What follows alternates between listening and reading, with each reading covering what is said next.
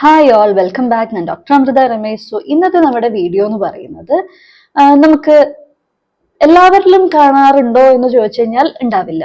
എന്നാൽ ചില ആൾക്കാരിൽ കണ്ടിട്ടുള്ള ഒരു കാര്യമായിരിക്കും നമ്മുടെ വായുടെ അകത്ത് നാവിന്റെ രണ്ട് സൈഡിൽ താഴ്ഭാഗത്തായിട്ട് ഞാൻ ഒരു ഫോട്ടോ കൊടുത്തേക്കാം. അപ്പൊ നമുക്ക് ക്ലിയർ ആയിട്ട് കാണാനായിട്ട് സാധിക്കും, എന്താണെന്ന് മനസ്സിലാവാൻ പറ്റും. അങ്ങനെ ഒരു തടിപ്പ് പോലെ ഒരു എന്തോ ഒരു പ്രോമിനൻസ് പോലെ ഇങ്ങനെ പൊന്തി നിൽക്കുന്നതായിട്ട് കാണാൻ സാധിക്കുന്നുണ്ട് ചില ആൾക്കാരിൽ കേട്ടോ. അപ്പൊ അതെന്താണെന്നും അത് എങ്ങനെ വരുന്നു എന്നുള്ളതൊക്കെയാണ് നമ്മൾ ഇന്നത്തെ വീഡിയോയിൽ പറയാൻ പോകുന്നത്. അതിനു മുൻപ് ആ ഒരു സംഭവത്തിന് പറയുന്ന പേരാണ് മാൻഡിബുലാർ ടോറി എന്ന് പറയുന്നത്. അപ്പൊ അതിനെ കുറിച്ചിട്ടാണ് നമ്മുടെ ഇന്നത്തെ വീഡിയോ. ആ മാൻഡിബുലാർ ടോറി എന്ന് പറയുന്നത് നമുക്ക് അത് ഒരു ഗ്രോത്ത് തന്നെയാണ്.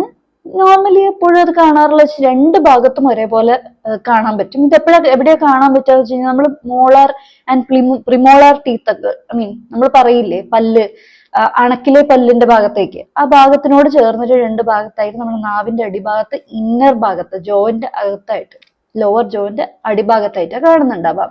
അപ്പൊ ഇതെന്ന് പറയുന്നത് നോർമലി രണ്ട് ഭാഗത്തായിട്ട് കാണാറുണ്ട്, എന്നാൽ ഒരു ഭാഗത്തായിട്ട് വരുന്നതും ഉണ്ട്. അതായത് ഒന്നെങ്കിൽ ലെഫ്റ്റ് ഭാഗത്തോ അല്ലെങ്കിൽ റൈറ്റ് ഭാഗത്തോ ആയിട്ടും കാണപ്പെടാറുണ്ട് കേട്ടോ.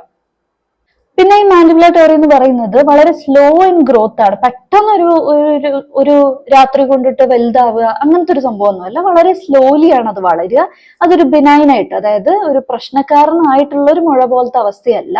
വളരെ സ്ലോലി ബിനൈൻ ആയിട്ട് നിൽക്കുന്ന ഒരു ഗ്രോത്ത് തന്നെയാണിത്. അതുപോലെ തന്നെ സൈസും ഷേപ്പും എന്ന് പറയുന്നത് വേരി ചെയ്യും. ഓരോരുത്തരിലും ഓരോ തരത്തിലായിരിക്കും ഇത് ഫോം ചെയ്തിട്ടുണ്ടാവുക. അപ്പൊ ഇതിന്റെ കോസസും ഇതിന്റെ റിസ്കും എന്താണെന്ന് വെച്ച് കഴിഞ്ഞാല്, കോസ് എന്ന് പറയുമ്പോൾ ആദ്യത്തെ വെച്ചാൽ ജനറ്റിക്സ് ആയിട്ട്, അത് ഫാമിലിയിൽ ഇങ്ങനെ ഉടനീളം ഓരോരുത്തർക്കായിട്ട് ഇങ്ങനെ പാസ് ചെയ്ത് വരുന്നത് ആയിട്ട് ഒരു കോസ് ആയിട്ട് വരാം.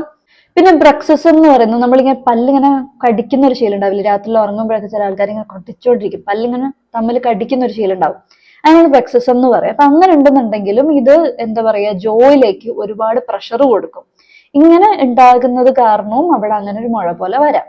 ഇത് ശരിക്കും പറഞ്ഞ ഒരു ബോണി പ്രോമിനൻസ് ആട്ടോ, എല്ലിന്റെ ഒരു ഗ്രോത്ത് ആണ് അവിടെ കാണുന്നത് ശരിക്കും ഈ ഒരു മാൻഡിബുലാർ ടോറി എന്ന് പറയുന്നത്. പിന്നെ ഡയറ്ററി ഫാക്ടേഴ്സ്, വിറ്റമിൻ ഡി അല്ലെങ്കിൽ കാൽഷ്യോ അടങ്ങിയിട്ടുള്ള ഭക്ഷണം ഒരുപാട് കഴിച്ചു കഴിഞ്ഞാൽ വരുമെന്നൊക്കെ പറയപ്പെടുന്നുണ്ട്. ഇതിന്റെ സിംറ്റം പറയാനുണ്ടെങ്കിൽ നമുക്ക് ശരിക്കും പറഞ്ഞു കഴിഞ്ഞാൽ ഇതൊരു അസിംറ്റമാറ്റിക് ആണ്. അങ്ങനെ സിംറ്റംസ് ഒന്നും പ്രൊഡ്യൂസ് ചെയ്യില്ല. പിന്നെ നമ്മൾ എന്തെങ്കിലും ഒരു പല്ലിൽ എന്തെങ്കിലും പ്രശ്നമായിട്ടോ അങ്ങനെ എന്തെങ്കിലും ഡോക്ടറെ അടുത്ത് കാണിക്കുമ്പോഴായിരിക്കാം ഇത് ചെക്കപ്പിലൂടെ മനസ്സിലാവുന്നുണ്ടാവുക. അത് വേറെ ഒന്നും മനസ്സിലായെന്നിരിക്കില്ല ചില ആൾക്കാർക്ക്, ഇത് സിംറ്റംസ് ഒന്നും ഇല്ലാത്തത് കാരണം തന്നെ. ഇത് ശരിക്കും പറഞ്ഞു കഴിഞ്ഞാൽ ചില സമയങ്ങളിലൊക്കെ ട്രോമ ഉണ്ടാവാം കേട്ടോ, മുറിവുകൾ ഉണ്ടാവാം. അത് ചിലപ്പോൾ ഹാർഡ് ആയിട്ടുള്ള എന്തെങ്കിലും ഭക്ഷണങ്ങൾ ചവയ്ക്കുന്ന സമയത്തോ അല്ലെങ്കിൽ ചിലപ്പോൾ നമുക്ക് ഇറിറ്റേഷൻ ആയിട്ടൊക്കെ അത് വരാം. അപ്പൊ ഇറിറ്റേഷനോ അല്ലെങ്കിൽ അങ്ങനെ എന്തെങ്കിലും ബുദ്ധിമുട്ടുകളോ വരാത്തടത്തോളം നമുക്ക് അത് വലിയ വിഷയമുള്ള ഒരു കാര്യമല്ല ഇത്.